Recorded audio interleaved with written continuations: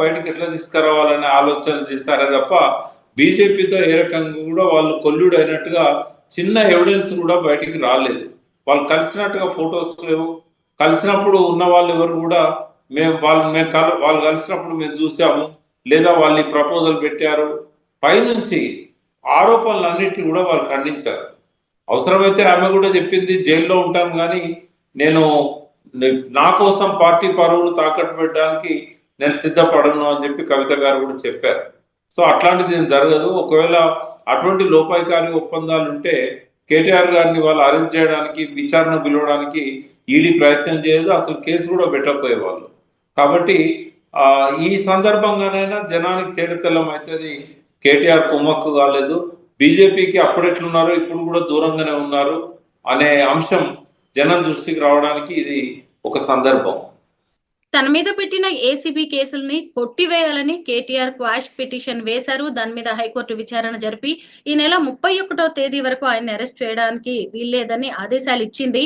అయితే ఆ తర్వాత ఏం జరగచ్చు? ఇంకొక వైపు చూసినప్పుడు కేటీఆర్ పాదయాత్ర చేయబోతున్నట్టు కూడా తెలుస్తోంది సార్. మళ్ళీ ఇప్పుడు ఈడీ ఎంట్రీతో మళ్ళీ ఉచ్చు బిగుస్తుందంటారా ఆయనకి? అంటే ఈడీ అనుకుంటే ఏదైనా చేయొచ్చు అమ్మా. విచారణ పేరు మీద పిలిస్తే అక్కడే అరెస్ట్ చేయొచ్చు, అక్కడే జైల్లో పంపవచ్చు.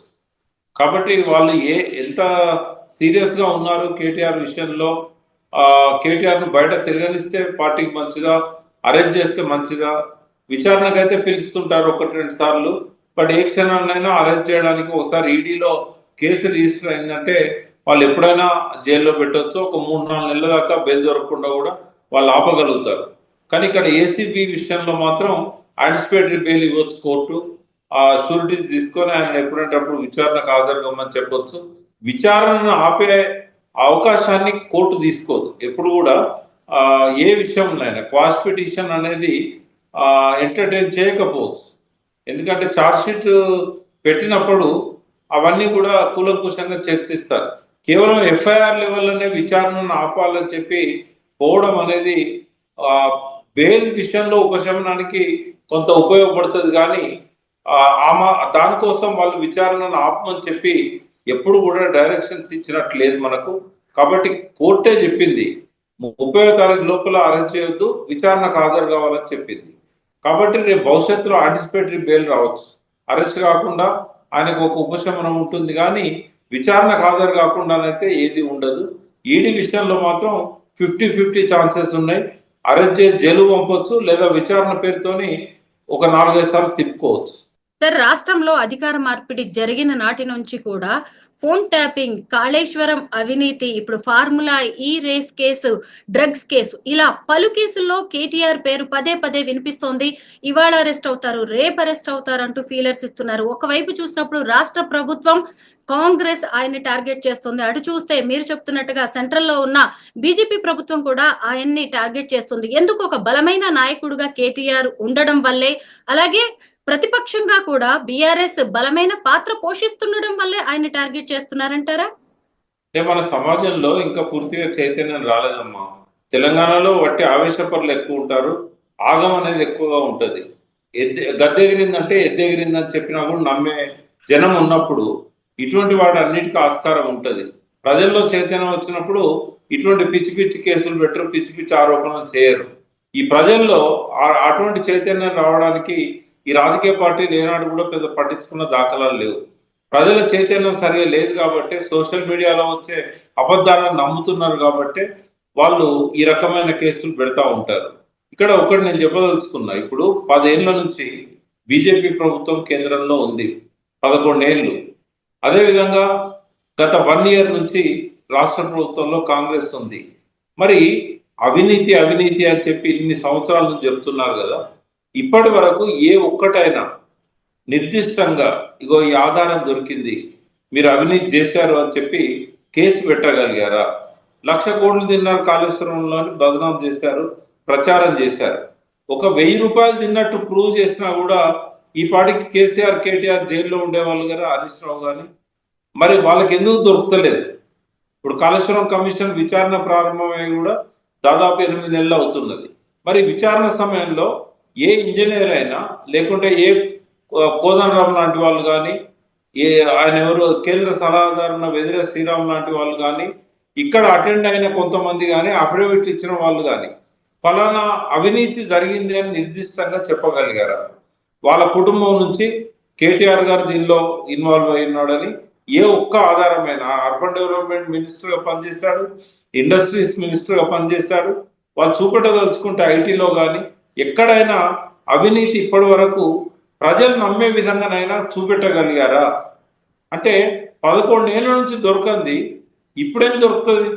ఇది కేవలం ఏంటంటే బ్లేమ్ గేమే తప్ప నిజంగా అక్కడ అవినీతి జరిగినట్టయితే ఎప్పుడో దొరికేవాళ్ళు. ఎంతకాలం అవినీతి నిజంగా చేస్తుంటే దొరకకుండా తప్పించుకోగలుగుతారు? కాబట్టి ఇది రాజకీయంగా బ్లేమ్ చేయడానికి, మీడియాను ప్రజల అటెన్షన్ని అటువైపు అట్రాక్ట్ చేయడానికి ఇవన్నీ జరుగుతూ ఉన్నాయి. ఈడీ మనీ లాండరింగ్, ఈడీ రాకతోనే ఇప్పుడు ఈ కేసు తీవ్రత ఏంటో మనకి అర్థమవుతూనే ఉంది సార్.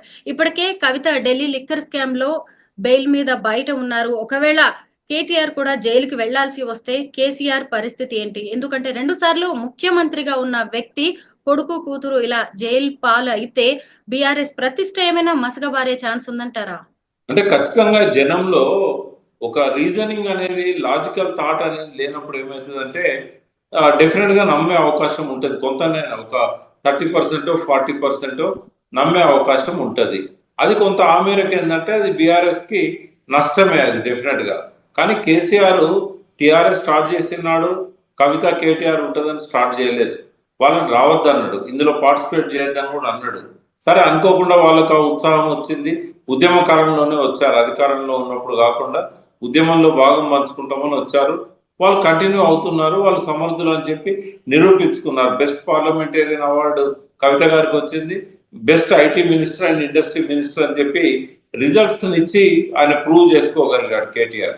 బట్ ఇవాళ కేసీఆర్ అనే వ్యక్తి ఎంత శక్తివంతుడు అంటే ఒంటరిగా మాలాంటి వాళ్ళని కొద్ది మందిని ఎంబడి పెట్టుకొని మేము ఇచ్చిన ఇన్పుట్స్ను ఆధారంగా చేసుకొని తనకున్న నాలెడ్జ్ అంతా కూడా దీనిలో ఇన్వాల్వ్ చేసి మామూలు సాధారణ ప్రజలతో కూడా జై తెలంగాణ అనిపించగలిగాడు. కాబట్టి కేసీఆర్ శక్తి ముందు ఎవరూ నిలబడలేరు. ఆయన ఒక్కడు చాలు. మొత్తం అందరు రాజకీయ నాయకులంతా ఒక దిక్కు, కేసీఆర్ ఒక్కడు ఒక దిక్కున్నా కూడా తను అనుకున్న సాధించగలిగే శక్తి ఆయనకు ఉంది. తాత్కాలికంగా మస్తబారొచ్చు, కానీ ప్రజలు గ్రహిస్తారు. ఇప్పటికే చాలా వరకు అర్థమైంది, కేసీఆర్ను పోగొట్టుకొని మనం ఏం నష్టపోయినాం అనేది ఇవాళ ఎవరిని అడిగినా కూడా వాళ్ళు 5-10 నిమిషాలు చెప్పగలుగుతున్నారు. మేము తప్పు చేశాము, మాకు ఈ నష్టం జరిగింది అని. సరే, ఇంకా కేసీఆర్ గారు వెంటనే అధికారంలోకి వచ్చే అవకాశం లేదు కాబట్టి ఆయన కూడా రేవంత్ అనేవాడు చిన్న కార్యకర్త కేసీఆర్ ముందు.